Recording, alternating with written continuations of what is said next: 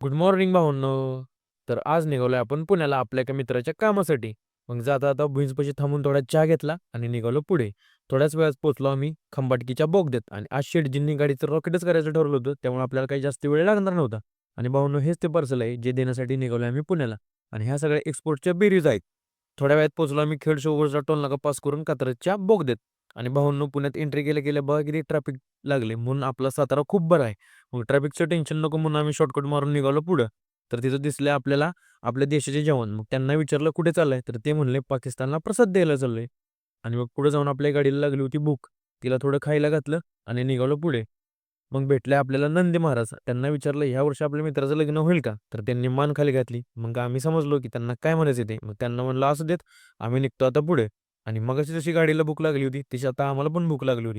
म्हणून गेलो आम्ही बँगलोरच्या फेमस रामेश्वरम कॅफेच्या स्टोअरमध्ये. आणि आतमध्ये गेले गेले झाले आपल्या गणपती बाप्पांचे दर्शन. आणि भाऊनं ह्या कॅफेचं जसं नाव मोठं आहे तसं तिथं गर्दी पण मोठी आहे. मग थोडा वेट केल्यानंतर आली आमची ऑर्डर. मग सगळ्यांनी केला नाश्ता आणि गेलो आम्ही कोपा मॉलमध्ये. आणि मॉलमध्ये गेले गेले शेटसाठी घेतला एक परफ्यूम. तिथनं गेलो आम्ही हाऊस ऑफ चुरोजमध्ये. आणि हे बघा भावांनो, हा प्रकार आपल्याला पहिल्यांदाच खाल्ला होता, पण थोडा भारी वाटला. त्यानंतर गेलो आम्ही शेटसाठी आयपॅड बघायला, पण इथं काय आपल्याला हवा होता तो कलर अवेलेबलच नव्हता. म्हणून निघालो आम्ही फिनिक्स मॉलला. आणि भावांनो, इथं पोहोचल्यानंतर बघा इथलं डेकोरेशन एकदम भागात टॉपचा विषय होता, खूप आवडलं. त्यानंतर पिली आम्ही सगळ्यांनी मिळून कॉफी.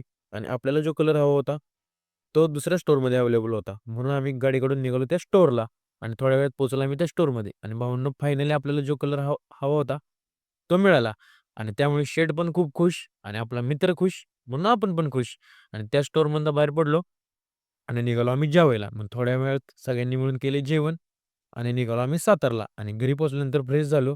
आणि भावांनो, खूप कंटाळा आला होता म्हणून लगेच झोपलो. आजच्यासाठी एवढंच. धन्यवाद.